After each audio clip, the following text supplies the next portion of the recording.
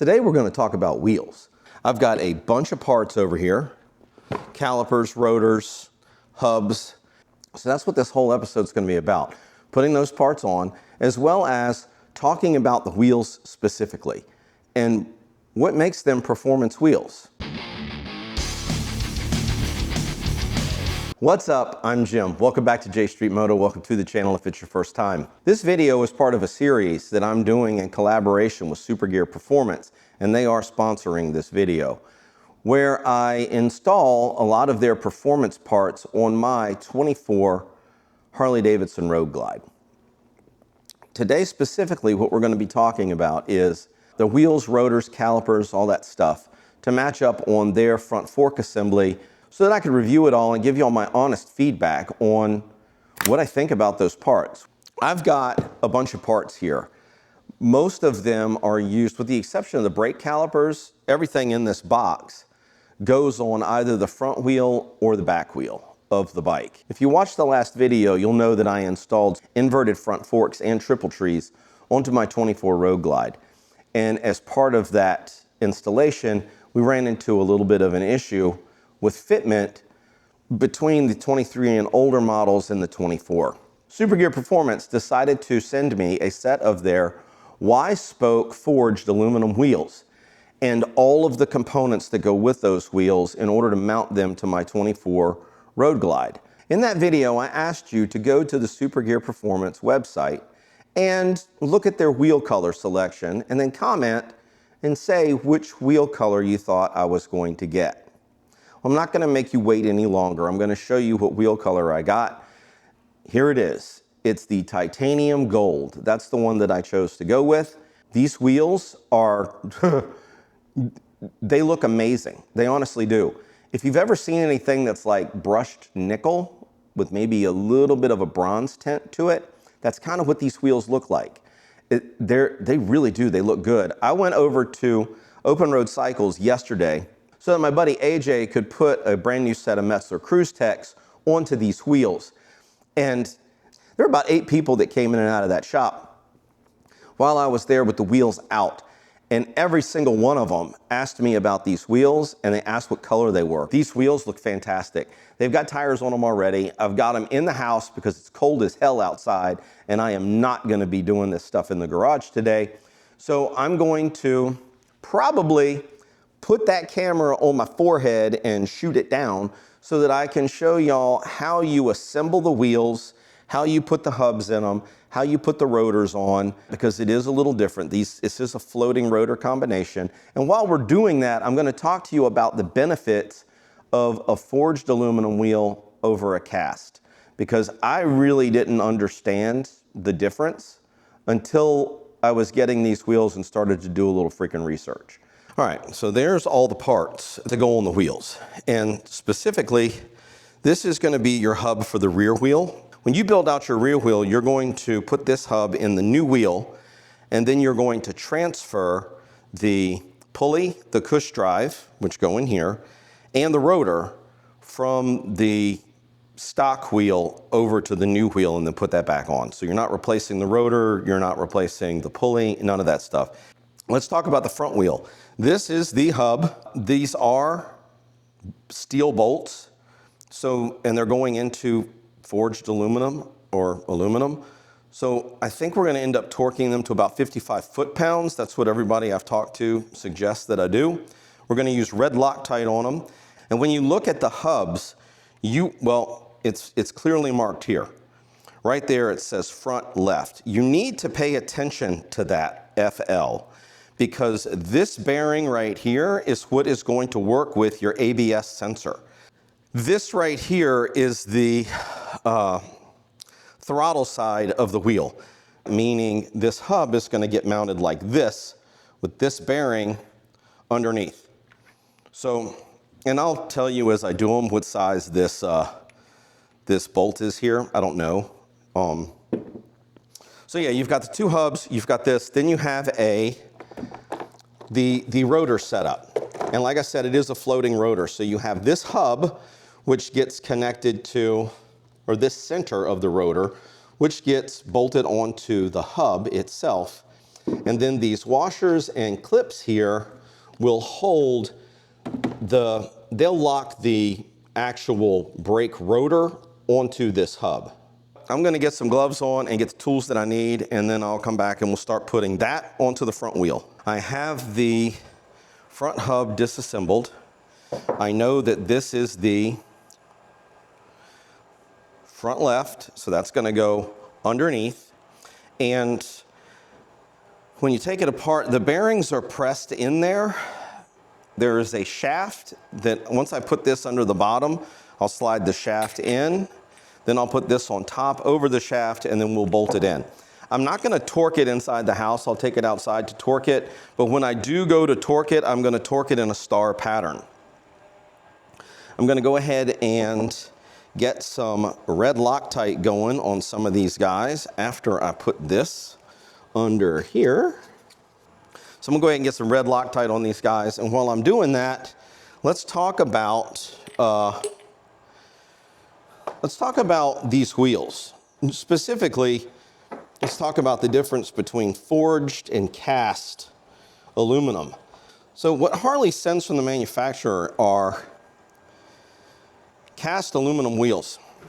Forged aluminum is both lighter and stronger than cast aluminum. Now the stronger thing is that kind of goes without explanation, right? If you've got a stronger wheel, that's a good thing. The lighter is what I want to focus on. When I started researching this stuff, because I really had no clue what made lighter wheels perform better. I always heard people on channels talk about it. They're like, oh yeah, you know, I got some performance wheels and the bike feels more nimble, it turns better, it just behaves better. I always wondered, you know, why that was the case. And as I started researching this stuff, when you've got a wheel, right? I'm gonna use a term here, rotational inertia. Now what that is it's just a fancy physics way of talking about the multiplying effect of weight on something that is rotating. Say you take a hammer, like a 5-pound hammer, and you start slinging it with your arm around in a circle. It's gonna take a certain amount of effort on your part to get that hammer moving. It's gonna take a certain amount of effort on your part to stop that hammer. And it's gonna take a certain amount of effort to change the angle that you're rotating that hammer at in the air, right? Well, think about switching that 5-pound hammer out for like a little finishing hammer that you'd use for little tacks. It weighs like maybe 3/4 of a pound. How much effort does it take to get that swinging? How much effort does it take to stop it? How much effort does it take to change the angle that it's at when you're slinging it around? That's rotational inertia. The lighter your wheel is, the easier it is for you to disrupt the gyroscopic effect on your motorcycle. The reality is our bikes are big, giant gyroscopes. These wheels slinging around, they make the bike to want to stand up straight and stay in a straight line. To turn, you have to disrupt that gyroscope. If you're disrupting a gyroscope that weighs less, it makes it easier to turn. So I'm gonna feel this in the turn ends, I'm gonna feel it in acceleration and braking because there's less rotational mass for the motor to have to put energy into to get the wheel moving. At least how I understand it. If you understand it differently, please feel free to drop it down in the comments and let me know how you understand it. Now I'm just going to snug these up and then I'm gonna go outside and torque them. I have to torque them before I put the rest of the stuff on because if I don't, I'm not gonna be able to get to these bolts. So when you're putting this stuff on your own wheels, keep in mind you're gonna need to have it torqued before you go to put the rotor hub or the rotor on your wheel. So you saw how easy this was for me to put in. This was not hard to do. You line everything up, you bolt the bolts in, put some red Loctite on them. I'm gonna torque them to 55 foot-pounds in a star pattern.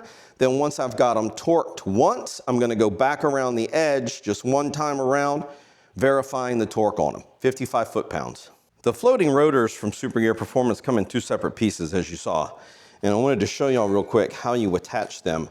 This is the underside of so we're gonna go underneath it, and basically, the brake rotor itself just aligns with these here. Let's show you this first. So if you can, I don't know if you'll be able to see that with the light. There's a groove that goes all the way down to the bottom of this that matches that. Then there's a hole in that, and basically it's a raised part in there. So you want to put this on first. Once you have this on, then you're going to take your washers, you're going to drop those on top of each of these holes. Then once you have that done, you're going to use a pair of snap ring pliers to squeeze this in and slide it in. There is a groove for the snap ring right inside, just above the washer. That's how you assemble these. Then once you have them assembled, you're going to use blue Loctite on the bolts. The bolts look pretty cool. Right now, I just wanted to show you kind of how you get this thing assembled. So I already did the other one. I installed these screws.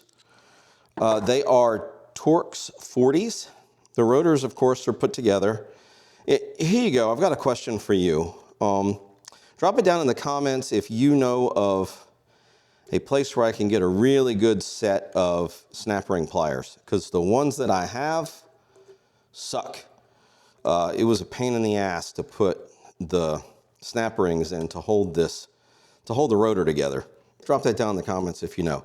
These are Torx 40. I'm going to snug them up first, and then I'll torque them to 30 foot-pounds. I already did the other side. And I did put blue Loctite on these bolts. Once I get them torqued, and I will torque them in a star pattern, and then after I've torqued them, I will go around in the circle, rechecking the torque. Once I've torqued them, this wheel is done and ready to go on the bike. I will make sure to kind of show it done so that you get to see that. I think this is a really good looking setup, quite honestly. And I'm interested to see how well these rotors perform with their calipers. Radial calipers go with these rotors, and these rotors are also 13-inch. They're a little bit bigger than what comes stock on the 24 Road Glide. That helps with, quite honestly, when you have a bigger rotor, it helps keep it cooler. And that helps it not warp, and it helps it maintain it brakes more efficiently. We're going to torque these to 30 foot-pounds.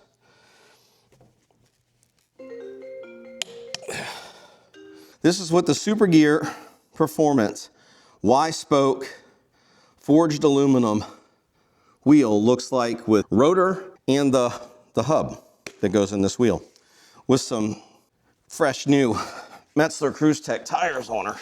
This is where I'm going to stop today. Really, all I have left to do is mount the hub on the rear wheel, which is the same procedure as mounting this hub on this wheel. So you put the hub in and you're going to torque it the same way you torqued this hub. If you're one of the ones that chose the right color wheel, go back and look at your comments and keep an eye out for it, because I'm going to be dropping a comment there with some special instructions for you. And if you do those, I've got a little surprise for you.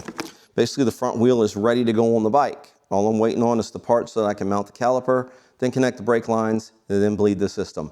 That's probably going to be the next episode, which I hope is going to come out a week from this one. This is dropping on 2/10/2026. The next video will be 2/17/2026, and I hope in that one I have the brake calipers and everything installed.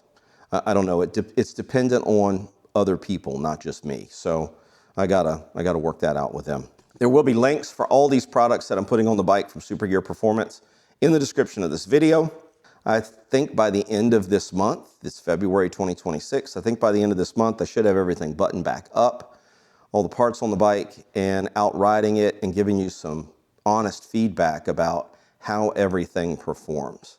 If you have any questions that are longer than just what you can fit in a comment, feel free to email me at jstmoto22@gmail.com. That's jstreetmoto22@gmail.com. Drop me an email there. I respond to every comment and every email myself. That's all I got. Thank you for sticking around this long and watching. I hope you learned something. I know that I learned some stuff about just wheels in general when I was making this video for you. So I hope you learned something too. Do me a favor, like, subscribe, click the notification bell, share it with your friends. All that stuff is 100% free to you, and it does help the channel. No matter what you do, always ride safe.